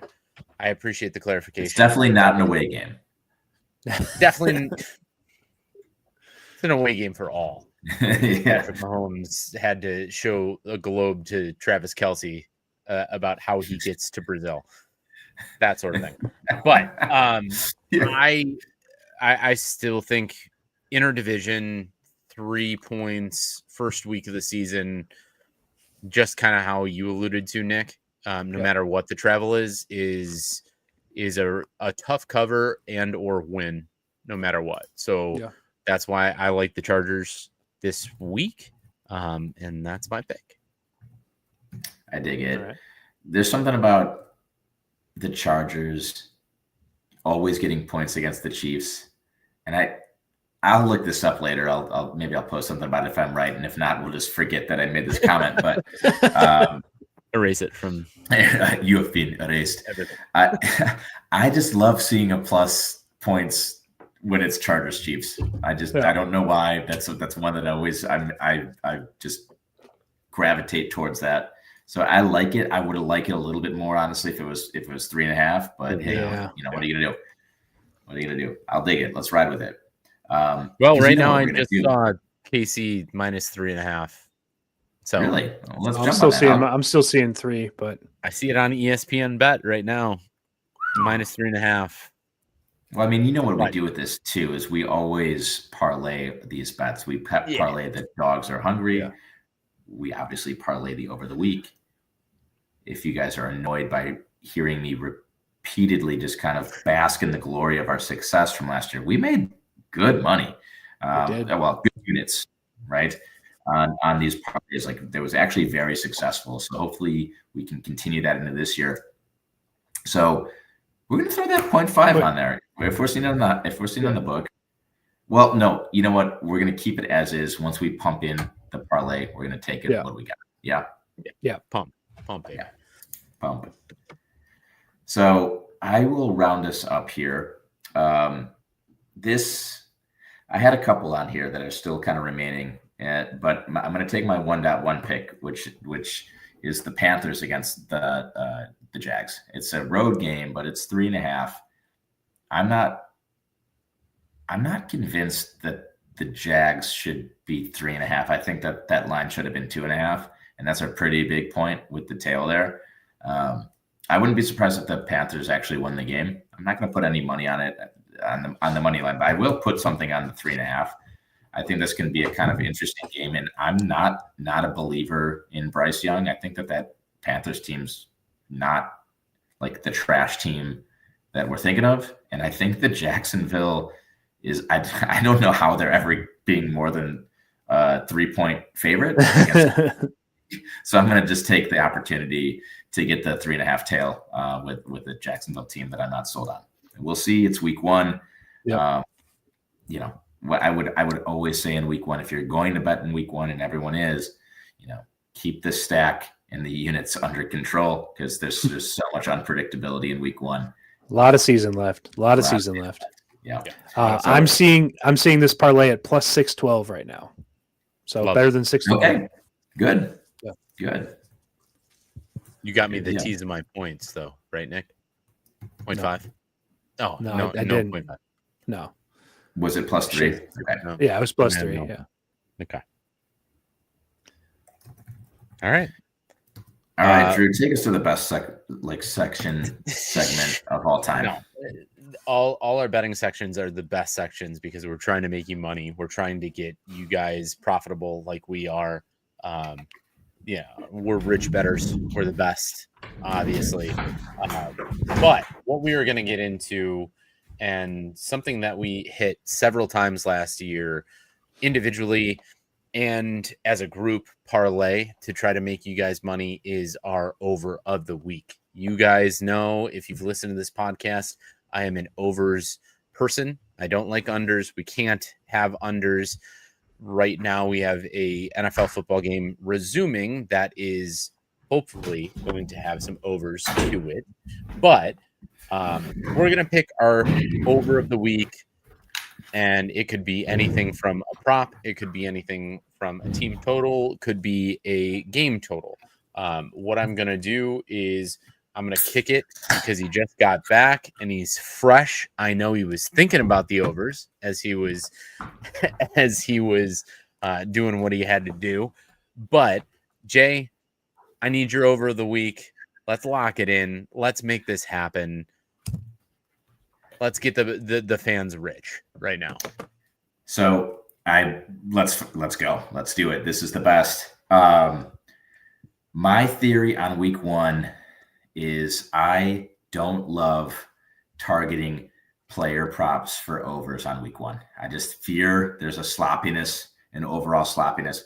And so in general, on week 1 specifically, I'm like, I just don't know if I'm going to do my traditional parlay to the extent that I normally would, right? So I'm going to do it. I'm not going to not do it. I'm just saying I'm not going to go all in like I normally would until you kind of see where the chips fall. So that would be my heat of caution. Again, I just can't put all the chips in the stack. So with that said, I'm avoiding any player props in week 1, but I do have some. I had one specifically that I really enjoyed, and it was because this over under of the of the game total was in the 40s, and like you expect this to be shit. You expect the Steelers and the Jets to score, and put up a 13-6 ball game. And so that's why I'm going to take them. I think that number is just so low, and I think that they can I think that they can run into a 24-20 ball game and put up 44 points there pretty comfortably. So we're going to start off with a guaranteed loss in the Steelers and the Jets at 38.5. Ain't no guarantees in this life, baby. I like that. These are professional football teams. How can you not put over 40? And I'm seeing 38 right now. So I'm seeing okay, 38. Let's go. Yeah. 38 then. Let's go. God, it's going in the Vegas book's going in the wrong direction. There's a storyline there. There's a definite storyline there of you just swapped quarterbacks in between them of Justin Fields and Aaron Rodgers. They're going to want to show off. And I was kind of leaning towards it, Jay. I'm not going to lie. It was my 3 pick, but I'm going to go, and then Nick, I'm going to let you finalize it. Okay. Been really up on team total overs. Was big on Philadelphia tonight. Hopefully they score 1 more touchdown or at least 2 more field goals. But I like a team that is favored in their home state by 5.5. And the over is at 48.5, and I just need just a little less than 4 touchdowns. I am taking the Cincinnati Bengals team total over at 26.5. So yeah, I think that's a high-powered offense, no matter what. Joe Burrow hopefully comes out rocking. Jay, you already picked Jamar Chase early, so give me that. I mean, let's get Burrow's MVP season off to a bang. Like, let's put up 33-36 and get it going. Yeah.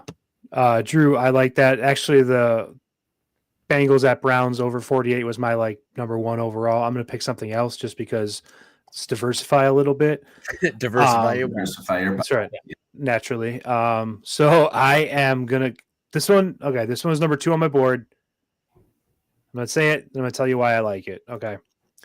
It's not gonna sound great, but I'm gonna take the Giants at Commanders 45.5. I think the Giants are gonna be much improved this year. Obviously, Malik Neighbors he's a deep threat, legit wide receiver 1 in the making. I like the running game. The Commanders' defense, completely 4 brand new starters in the secondary. Don't really have any pass rushers that I can think of off the top of my head. The Giants do have pass rushers, but the Commanders have like Jaden Daniels and Terry McLaurin, and they're a really good offense. So I'm not so worried about that. The big question here is, can the Giants hold up their end of this? And I think they can. So I think the Commanders' defense has some kinks they need to work out with the new starters back there.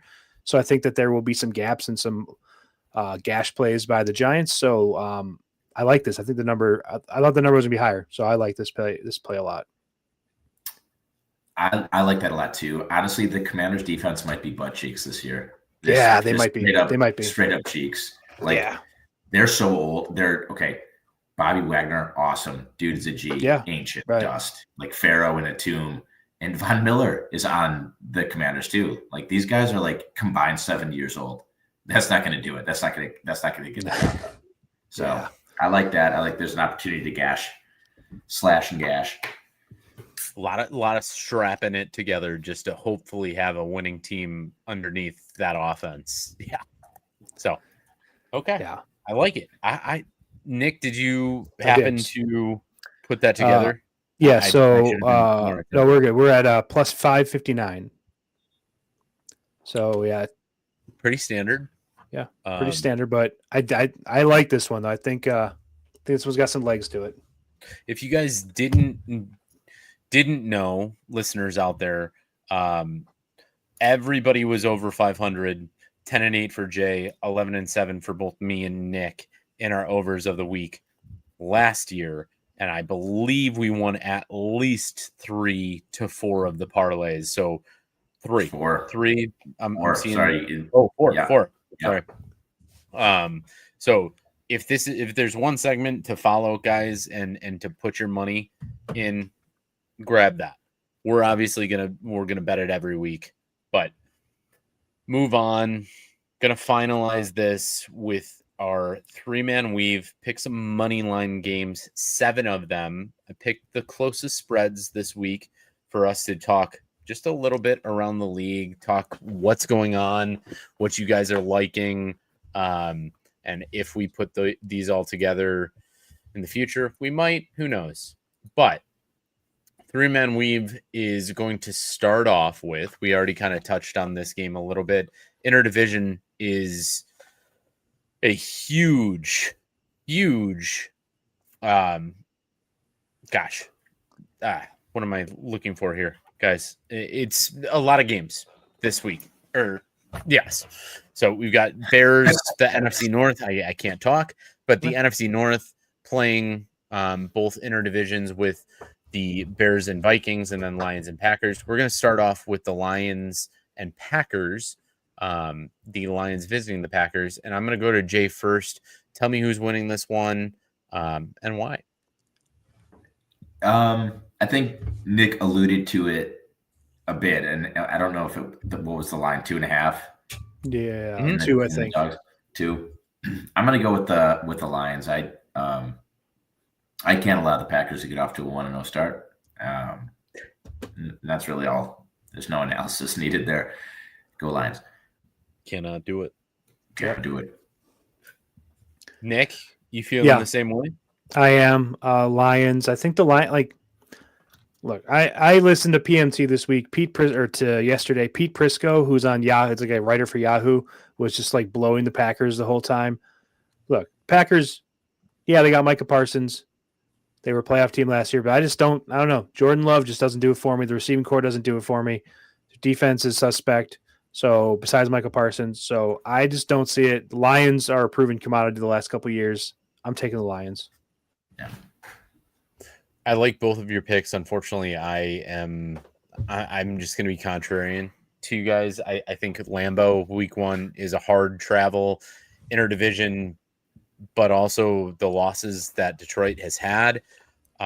Nikki might have thought you were thinking that not going to be as much for them, or maybe that was Jay, but I do think it'll have not a lasting effect this year, but I think this game's going to go to the Packers. So taking the Packers.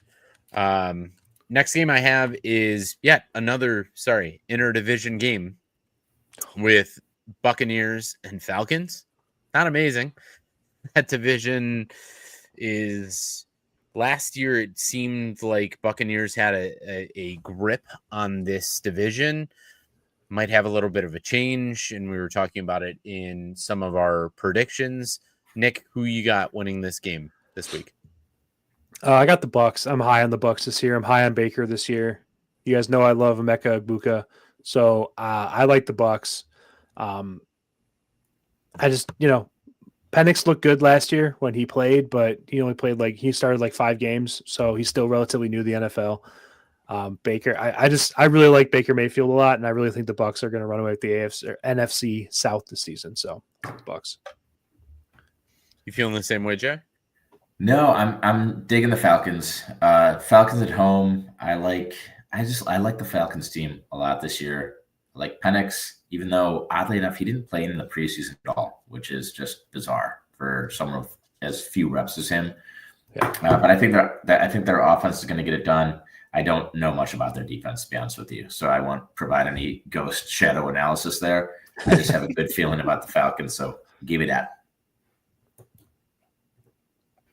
That's Dirty Bird dance, baby. I have the Falcons in the playoffs, and I think they're going to start hot. Bijan Robinson is just – I think he's going to be king this year. I do love Bijan Robinson this year. Yeah. This is a brutal week one matchup for these two teams because that division is so bad that this is like the most important game on the schedule until they meet again for them. Yeah. And it's like week one. Loved to see New Orleans. You would have loved to see. Right. Yeah. Yeah. Just like get like your college football like game against fucking like Ball State or whatever out of the way. You get to play New Orleans, you know? Yes. Yeah. Nope. Straight into the fucking hard division stuff. Yep. All right. Got a little bit of poo coming your way on the next two games, but it is the closest lines of who doesn't love a good poo? Yeah, you gotta love a good shit. So tell me who's gonna win out of the Dolphins and visiting the Colts, Jay. I mean, in my right mind, I can't pick a team that has Daniel Jones starting at quarterback, so give me the Dolphins. Like, I know everyone's so down on the Dolphins. I get like Tyreek's old and Tua's like a concussion away, but like if they're all on the field, like I'll give them a run rather than giving Daniel Jones a run. And that might be I could also see me saying that and picking that and the Colts win like 37-7 or something like that. But I mean, I kind of feel decently confident in the Dolphins here. Okay. I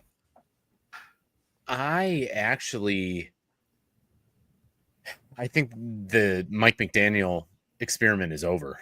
I think he's going to have a very big lost season coming his way with just how they've aged. I don't think the Colts are good by any reason of any imagination, especially when you're going to choose Daniel Jones as your quarterback. Jonathan Taylor is plenty sufficient, and I don't think Miami has a very good up front defensive line. So I'm taking the Colts just at home. The home, I think they're actually home dogs. So that would be my theory this week. And if you're going to disprove me right now and say, nope, they're favored by 3.5, but I do think they're home dogs. So I'm taking the Colts. Nick, where are you leaning? You know what, Drew? I'm with you. I think the Colts. I think taking the Colts. This is the first Colts home game since Jim Irsay passed away, I believe, because I believe he passed away during the summer. He did. It was like right during the NBA Finals or during the NBA playoffs, I think. So they're gonna have a big thing, I assume, to honor him and probably be emotional. People in Indianapolis seem to really like him. I know he's kind of a weird guy, but he did give us a lot of charities, and he was like genuinely a pretty good dude. Was always good to the fans and stuff. So I think it's going to be a pretty emotional day. Plus, and yeah, Jay, you were talking about how a lot of people are doubting the Dolphins. I'm one of them. I think the Dolphins are like, you look at them on paper, I think they're fine, but I think there's just bad vibes everywhere in that team. Yeah. Like nothing but bad is coming out of like Miami right now. So I'm taking the Colts. I'm going to look like an idiot on Tuesday when we're talking about our picks and how the Dolphins scored 40 points, but I just don't see it this year. I think the Colts are not a good team, by the way. I don't want to let's not get things mixed here, but I just think the Dolphins are just not in a place to play a football game. They just don't seem like they're a good team right now. So I don't think that the Colts picks are bad picks there, but is it not wild that 2 seasons ago, the Dolphins were like the talk of the town of like, these guys are better than the Chiefs on offense.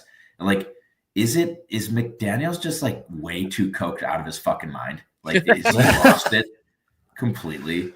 Yeah. Like what's going on there? Dude's fucking nuts. The theme for this game is don't do drugs, kids. Yeah. And it could go for either side. And you take that for what it is. From from what Nick alluded to what Jay alluded to, like, yeah,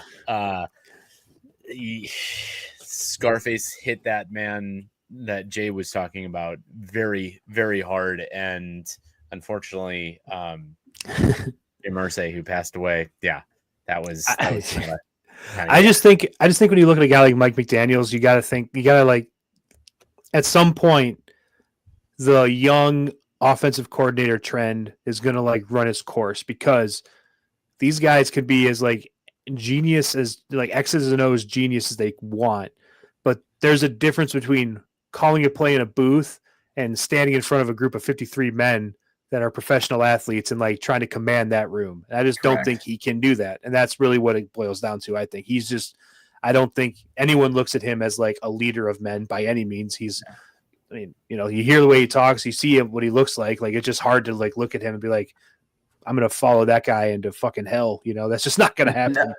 No. Honestly, Nick, simple as that. It's like, you look at him, it's like, no, like, no, I'm good. Like, kind of, yeah. I mean, so imagine him trying to like give you a public speech, be like, all right, fucking whatever, dude. Yeah. I mean, it's the Mike Shanahan, last of the Shanahan tree. Yeah. The nerds. But well, you know what though? That is one thing, just to get off topic.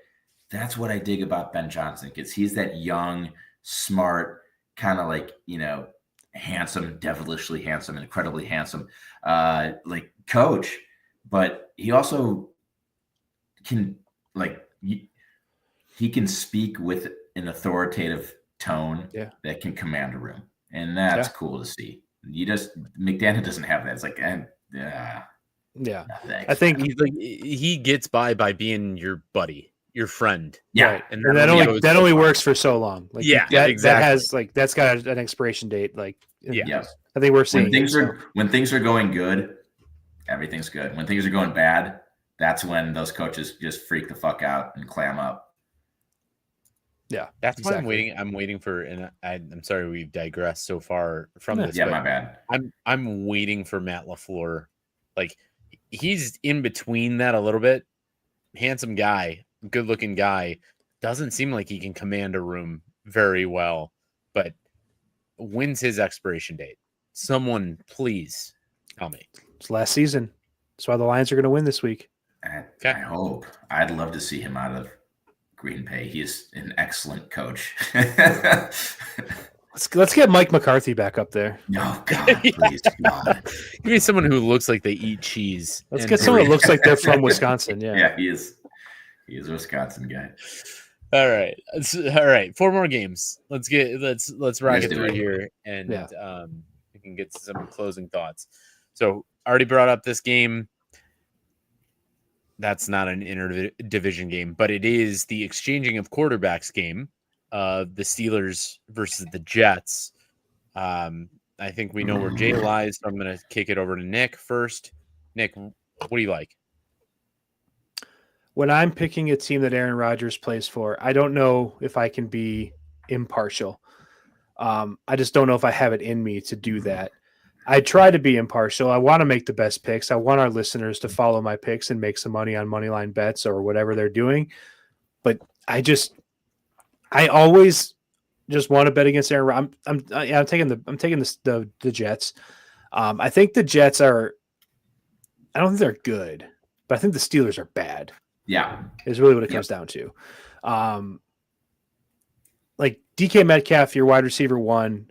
I don't love that. The only receiver on the roster, pretty much. Like there's some guys that don't get drafted. Like there was a couple guys that didn't get drafted. Like I think their wide receiver 2 and their wide receiver 3 are both on waivers in our dynasty league right now, which is one of the deepest leagues I've ever seen.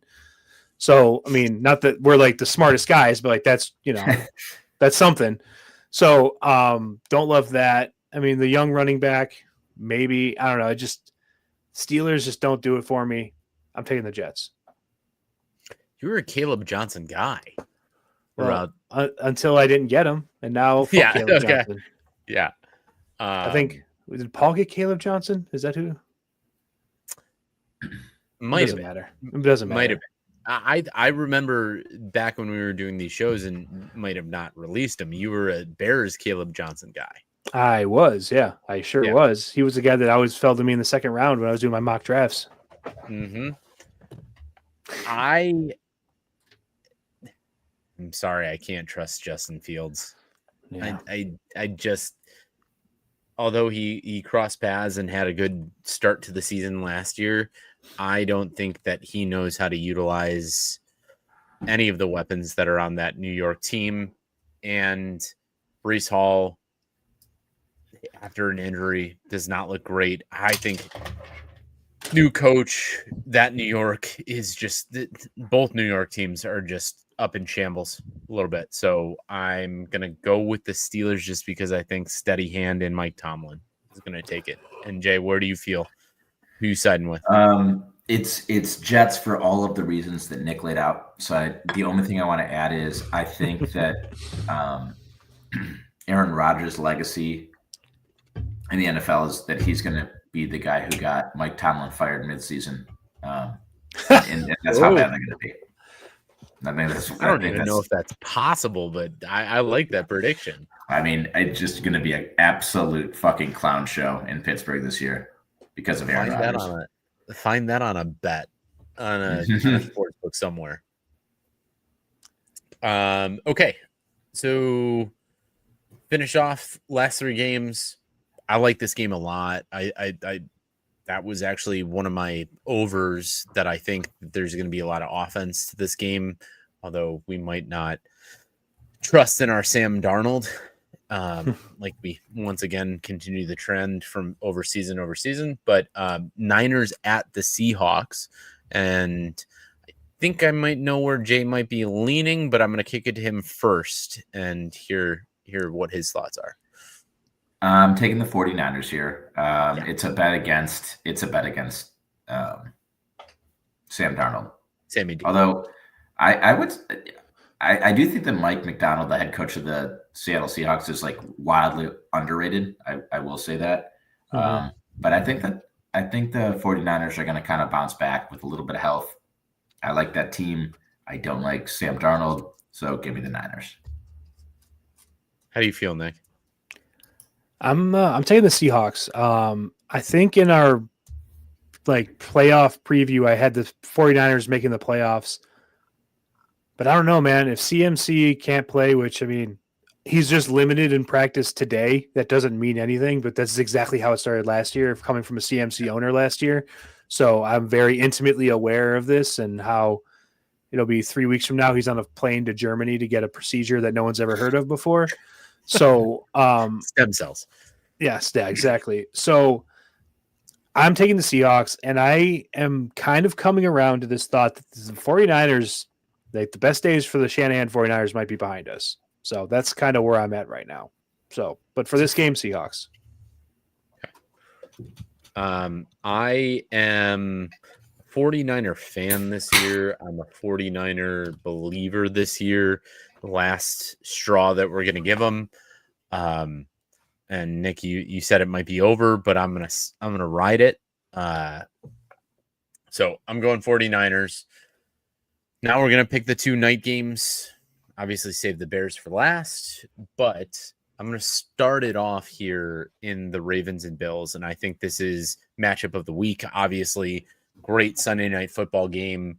I think that there's going to be a little, not a stumble, but I am going to pick the Ravens because they are my Super Bowl favorite to win. I love Lamar. I love the offensive shootout that this game should be and probably will be. And I just like, I like Lamar coming out on it. Oh, God. What are you laughing at, Nick? Sorry, just this shot at Jerry Jones on TV just now. Just not a flattering angle of him, and it was just a very funny visual. So apologies. Oh, Jerry, kind of lost it. Jerry's kids. All right, give me the Ravens. I'm just gonna kick it to you, Nick. What do you got? You said you're taking the Ravens because they're your Super Bowl pick. I'm taking the Bills because they're my Super Bowl pick. I think This is a Bills team.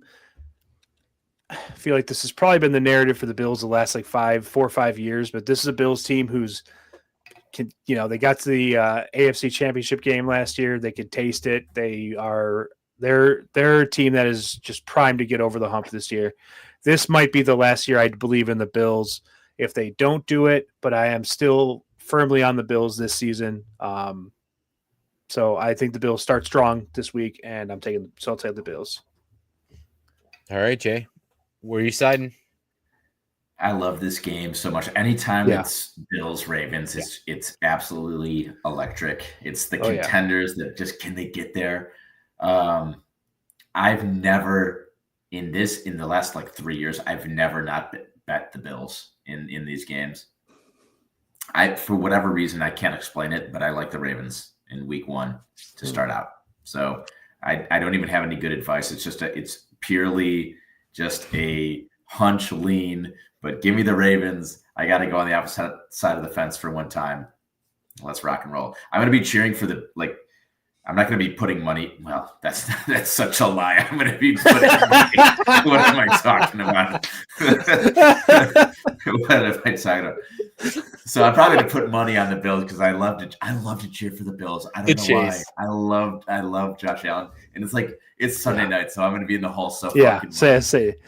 There's one game you're going to bet on. It's going to be the Sunday night game for sure. That's like you can just clockwork. Absolutely. The other thing I just wanted to say, I'm sorry, Jay, to interrupt you, was this is the game that we all had in our way too early predictions. We each had it as a matchup in our playoffs. So we want to see this. Yeah. It's great to see it early season. I hope to see it down the road. But Jay, I'm sorry that I interrupted you. No, it was like not even saying anything important. So don't worry about it. Okay. I don't even remember what I was saying. So it's all good. It's all good. But yeah, I mean, I'll take the Ravens for this. God knows what I'm going to do. Sunday night at 7 p.m., I'll probably still be on the fence, but something's happening aggressively in the transaction of DraftKings. I'm going to be chasing the hell out of that over. I know I will. Hope that I see each favorite anytime touchdown scorer to score in that game. Yeah, sure. I mean, we'll send each other the bets. We'll tail each other. We'll have a day. We'll dig you out of your hole if you need to. Yeah. Just tell us how. Yep. While we were doing this, I just got an email that religious education starts up for my child back on the 7th, which is NFL opening Sunday. And so I'll be able to atone for my sins in the morning for how much gambling I'm going to be doing the rest of the season. So just wanted to throw that. I was going to say, closing thoughts are in about 5 minutes, Jay. If you want to hold that to that, we're good. I love it. Last game. We're obviously picking the Bears game, and if you're not going with the Bears here, God help you. But I'm picking the Bears. I do think a home dog again is the way to go in week 1. And our Bears are going to do it. How about you, Nick? Yeah. Bears here. We talked about it extensively earlier. Don't believe in JJ McCarthy. I think the Bears offensive line, while we talked shit about them for the past 2-3 weeks, is a significantly better unit than they were last season. And it should be reason to be optimistic, not necessarily something to be negative about. And the defense, if the secondary is healthy, I think that they're a middle of the pack to possibly decent unit, as long as they can. I mean, they're not going to get much of a pass rush, but I think they're a decent unit. So I'm taking the Bears. I think Caleb we said Caleb's going to throw 4,000 yards this year. Starts on Monday. So give the Bears. Bang. Jay? Enough said. What Nick said. Bears, let's go. Yeah. I think this is going to be a year. We had a lot of negativity. Actually, a lot of positivity leading into last year's start odds. Too much positivity, I'd say. Too much. 10 plus wins. Excited about the experience, starting this, getting out there and hard knocks. Yeah.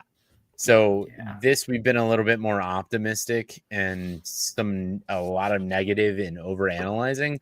But it'll be hard to find us not pick the Bears week in, week out. So yeah, closes us out with the 3-man weave, and we'll post these things. We have our beats that list all of these picks. Maybe we'll even parlay them together for ourselves, because we're obviously on opposite sides with some things.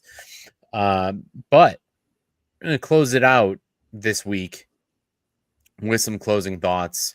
Week 1, feeling great that football's back, guys. Definitely. But I'm going to kick it over to Nick first to give us some closing thoughts on week 1. Well, with week 1 going into it. Yeah. Closing thoughts are simple. Right now, we have almost as much football to look forward to as humanly possible. We're almost done with game 1, but besides that, we have the entire season in front of us. So, find your spot on the couch, get yourself some snacks. Maybe tomorrow, go the next couple, or maybe Saturday, go to the store, get some snacks. Don't leave your couch on Sunday. You just sit down, enjoy it. If there's a week your wives will appreciate, will be fine with it. It's probably the first week. You might get some shit after that, but make sure you just really bask in the glory of football this weekend. So don't leave your couch, watch football. That's all I'm doing. So I'm golfing Saturday, but I'm watching football on Sunday. So do that. It's going to be awesome. Can't be anything better. Yeah. You throw golf in a football weekend. Yeah. Yeah. All golf. Next day is football. Weather felt great today. That was hit 6 different people's hands. Yeah, that was close. Oof. Anyway. Oof. All right. Well, Jay, close me out. So today is Margaret's birthday. That Margaret, my wife, is another year older, another trip around the sun. So my closing thoughts are: happy birthday to Margaret. Love you. Had a great day with you. That'll do it. Keep it simple. Yeah. Happy birthday, Margaret. Happy birthday, Margaret. Wonderful woman. Looking forward to seeing her more. And she reached out to my wife about a paint and sip coming up in a couple of weeks. So, get my wife involved more, Margaret, as much as you can. If you're listening, I love it. My wife does it.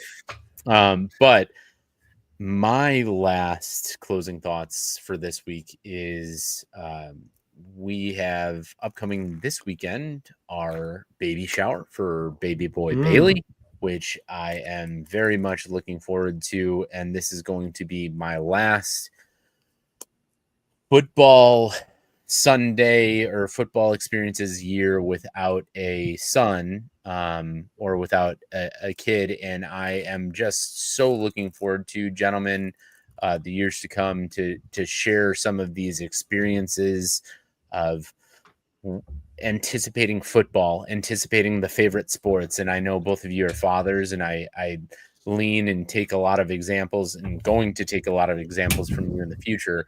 But just very excited about what is to come of football Sundays, and seeing that with children, and seeing that with, games beforehand, whether it be soccer or baseball or softball or any of those, and then getting into football and being lazy and rugging around and doing all those things. So really excited for fatherhood, and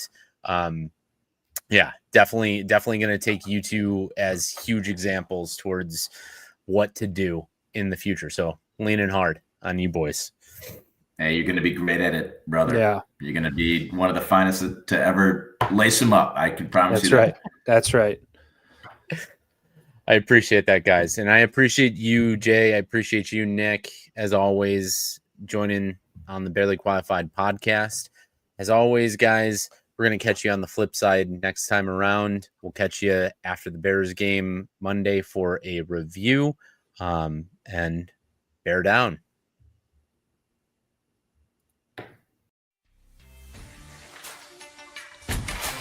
Thank you for listening to the Barely Qualified podcast. Like, comment, Subscribe for more on a bi-weekly basis.